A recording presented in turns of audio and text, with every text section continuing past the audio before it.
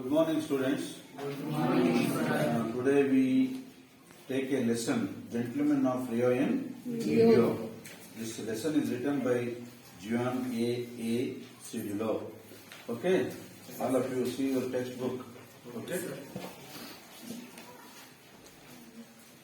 It took months of negotiation to come to an understanding with the old man. See, this lesson basically is a negotiation. Negotiation means official discussion. ಒಂದು ತಿಂಗಳು ತಗೊಂತಂತೆ ಏನ್ ಮಾಡೋದು ಒಂದು ವಿಷಯವನ್ನ ಚರ್ಚೆ ಮಾಡೋದಕ್ಕೆ ಎಷ್ಟು ತಿಂಗಳು ತಗೊಂತು. It took months of negotiation to come to an understanding. ತಿಳ್ಕೋಬೇಕಲ್ಲ, ಒಂದು ವಿಷಯವನ್ನು ತಿಳ್ಕೊಳ್ಳೋದಕ್ಕೆ ಎಷ್ಟು ತಿಂಗಳು ತಗೊಂಡ್ರು ಅವರು? ಒಂದು ತಿಂಗಳು. With the old man, he was in no hurry. What he had the most of was time. He lived up in Rio in Video, where his people had been for hundreds of years. He tilled the same land they had tilled. His house was small and wretched, but quaint. The little creek ran through his land. His orchard was grand and beautiful. My dear students, underline, there are new words are there. Underline and write down. One is negotiation. Underline, write down. Negotiation. Negotiation means official discussion.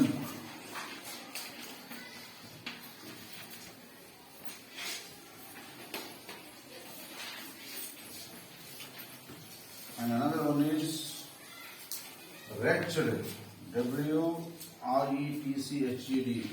W-R-E-T-C-H-E-D.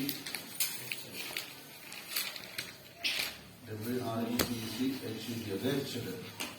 Wretched means unpleasant. Write down, all of you. Unpleasant. Unpleasant. Quaint. Q-U-A-I-N-T. Q-U-A-I-N-T. Quaint means unusual.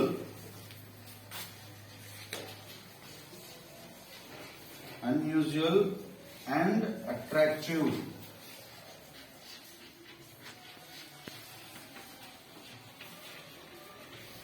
And attractive.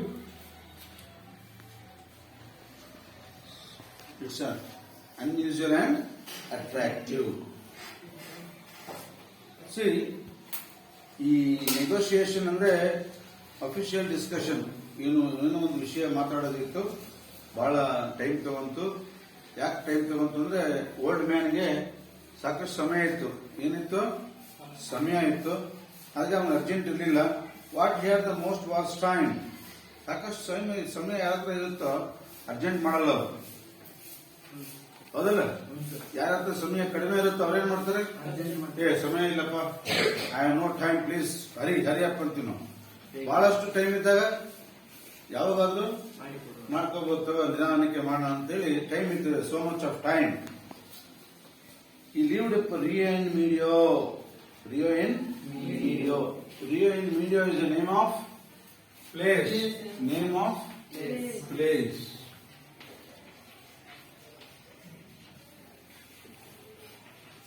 Name of place. Rio in Medio.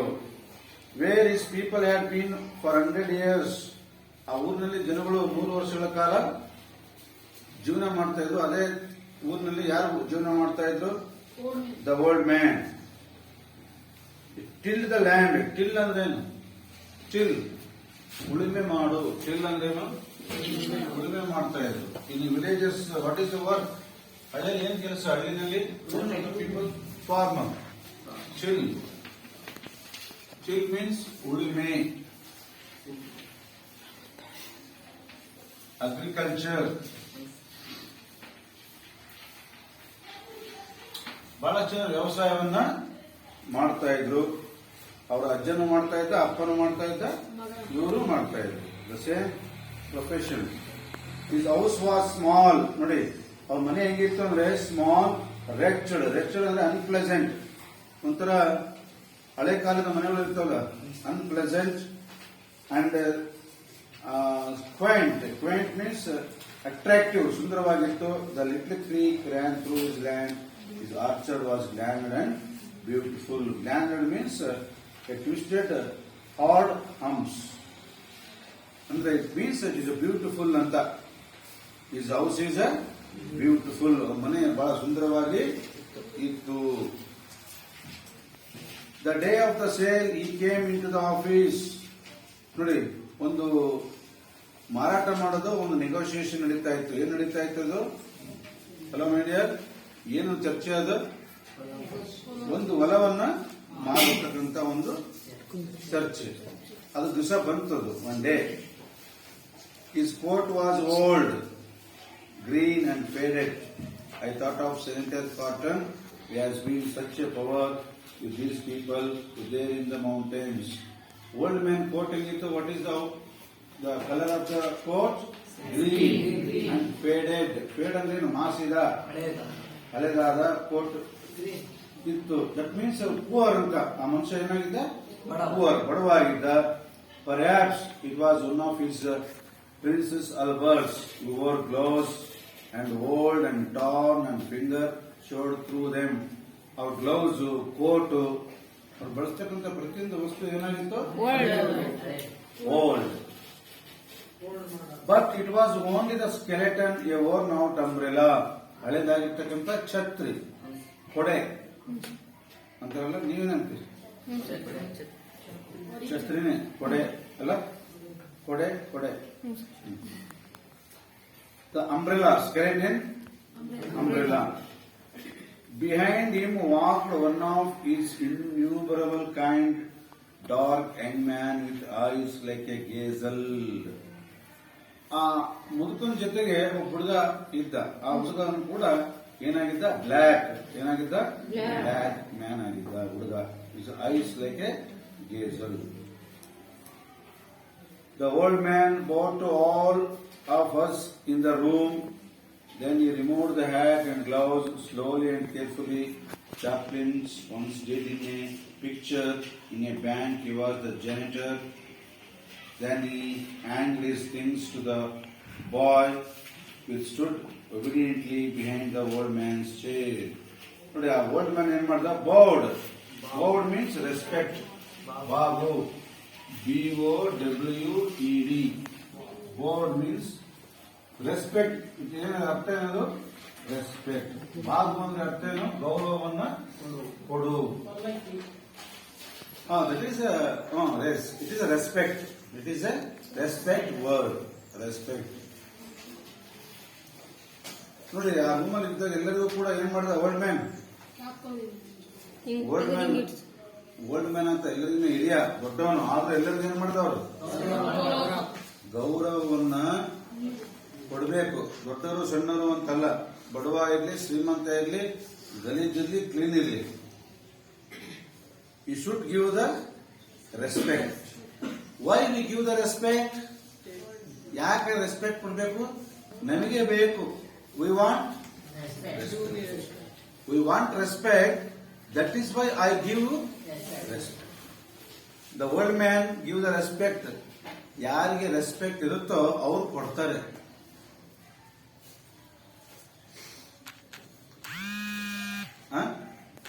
ಯಾರು ಅವರನ್ನ ಅವರು respect ಮಾಡ್ಕೊಂಡಿದ್ದಾರಲ್ಲ, I give respect myself first. ಗೌರವವನ್ನು ಯಾರು ನಮಗೆ ಕೊಡಬೇಕಾಗಿಲ್ಲ. ಯಾರು ಕೊಡಬೇಕು? ನಮಗೆ ನಾವೇ ಕೊಡಬೇಕು ರೆಸ್ಪೆಕ್ಟ್.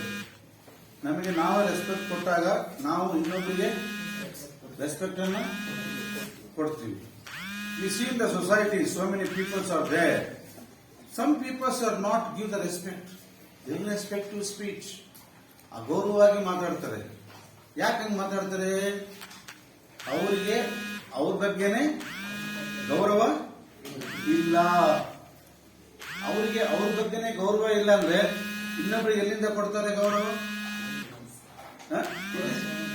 ಅವ್ರ ಹತ್ರನೇ ಗೌರವ ಇಲ್ಲ ಅಂದ್ರೆ ಇನ್ನೊಬ್ರು ಎಲ್ಲಿಂದ ಕೊಡಬೇಕು? That is why in the society so many people behave like a irrespective. Is it not? Is it not, my dear? It is a very important. It is very important. ನಾವು LKG ಹುಡುಗರಿಗೂ ನಾವೇನ್ ಕೊಡ್ಬೇಕು? ಗೌರವ ಕೊಡ್ಬೇಕು. We give the respect to even child. ಸಣ್ಣ ಮಗು ಬಂದ್ರು ನಾವು ಗೌರವನ್ನ ಕೊಡಬೇಕು. ಇಟ್ ಈಸ್ ನಾವು ನಮ್ಮ ಇಟ್ ಶೋಸ್ ಅವರ್ ಪರ್ಸನಾಲಿಟಿ, ನಮ್ಮ ವ್ಯಕ್ತಿತ್ವ ತೋರಿಸೋದು. ಹಲೋ, ನನ್ನ ವ್ಯಕ್ತಿತ್ವ ಏನ್ ತೋರಿಸುತ್ತೆ? ನಾನು ಹೆಂಗಿದ್ದೀನಿ ಅಂತ ತೋರಿಸೋದು ನನ್ನ ಮಾತು, ನನ್ನ ನಯ. Our personality shows my speech, my behaviour, my attitude. Is it? So keep it in your mind. Whenever you ಯಾರ ಜೊತೆ ಮಾತಾಡ್ತಿದ್ದೀರಿ ನೀವು, ಅವ್ರು ಏನೇ ಆಗಿರಲಿ, you must give the respect. Whether it may be a teacher, parents, mother, child, poor, a beggar, even beggar, ಭಿಕ್ಷುಕ ಬಂದ್ರು you must speak with respect. But most of the people, sir, respect ಯಾರಿಗೆ ಕೊಡಬೇಕು ಅವ್ರಿಗೆ ಕೊಡಲ್ಲ ಅಂದ್ರೆ it is very very danger. It is very very unexcuse. ಕ್ಷಮೆ ಮಾಡೋದಕ್ಕೆ ಆಗದೇ ಇಲ್ಲ. ತಂದೆ ತಾಯರಿಗೆ ಅಗೌರವವಾಗಿ ಮಾತಾಡೋದು, ಟೀಚರಿಗೆ ಅಗೌರವವಾಗಿ ಮಾತಾಡೋದು. Is it? ಶೌಚಾಲಯವನ್ನ ದೇವಸ್ಥಾನದ ತರ ನೋಡಿದ್ರೆ ದೇವಸ್ಥಾನವನ್ನ ಹೆಂಗ್ ನೋಡ್ತಾರೆ?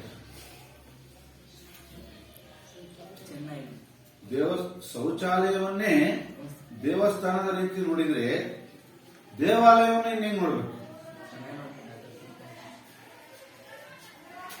ಒಬ್ಬ ಶಿಕ್ಷಕರನ್ನೇ ಅಗೌರವವಾಗಿ ಮಾತಾಡಿದ್ರೆ ಇನ್ನು ಕಾಮನ್ ಪೀಪಲ್ ಹೆಂಗ್ ನೋಡ್ಬೋದು? ಗೌರವ ಕೊಡುವಾದ ಶಿಕ್ಷಕರನ್ನೇ ಅಗೌರವವಾಗಿ ನೋಡಿದ್ರೆ ಇನ್ನು ಬೇರೆಯವ್ರ ಗತಿಯನ್ನು think. Why I am talking is the old man bowed to all of us in the room. ರೂಮಲ್ಲಿ ಇದ್ದರೆ ಎಲ್ಲರಿಗೂ ನಮಸ್ಕಾರವನ್ನ ಮಾಡಿದ್ರು. It may be young, old, poor, rich, ಎಲ್ಲರಿದ್ರು ರೂಮಲ್ಲಿ, ಎಲ್ಲರಿಗೂ ನಮಸ್ಕಾರ ಮಾಡಿದ್ರು. ತಿಳ್ಕೋಬೇಕು, ನೀವು ಇಲ್ಲಿ ಕುತ್ಕೊಂಡಿದ್ರಲ್ಲ, ಎಲ್ಲರಿಗೂ ನಮಸ್ಕಾರ. ಆಲ್ ಆಫ್ ಯು ಹೇಳ್ತಾರಲ್ಲ, ಎಲ್ಲರಿಗೂ ನಮಸ್ಕಾರ ಮಾಡಿದ್ರು. Then he removed all hat and gloves slowly and carefully.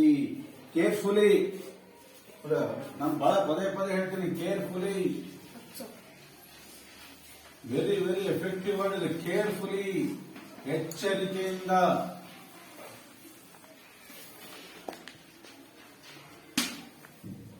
ಬಹಳ ಕೇರ್ಫುಲ್ ಆಗಿರ್ಬೇಕು. You must careful. Your eyes, your eyebrow, your hair, your lips, your eyes, nose. Use carefully. Hello, my dear. See. What it shows? What it shows? Arrogance. It is a arrogance. Carefully use madilla anta. It is not carefully their use of the body language. ಅದಕ್ಕೆ ನೋಡಿ, ಆ ಮನುಷ್ಯ carefully act ಅನ್ನು ಏನ್ ಮಾಡಿದ ಅವನು? Slowly, carefully. Okay my dear, C, carefully. This is a respect. ಸುಮ್ಮನೆ ನೋಡಿ, ಜಸ್ಟ್ ಎರಡನ್ನೂ ಕೈ ಮುಗಿಯದೆ.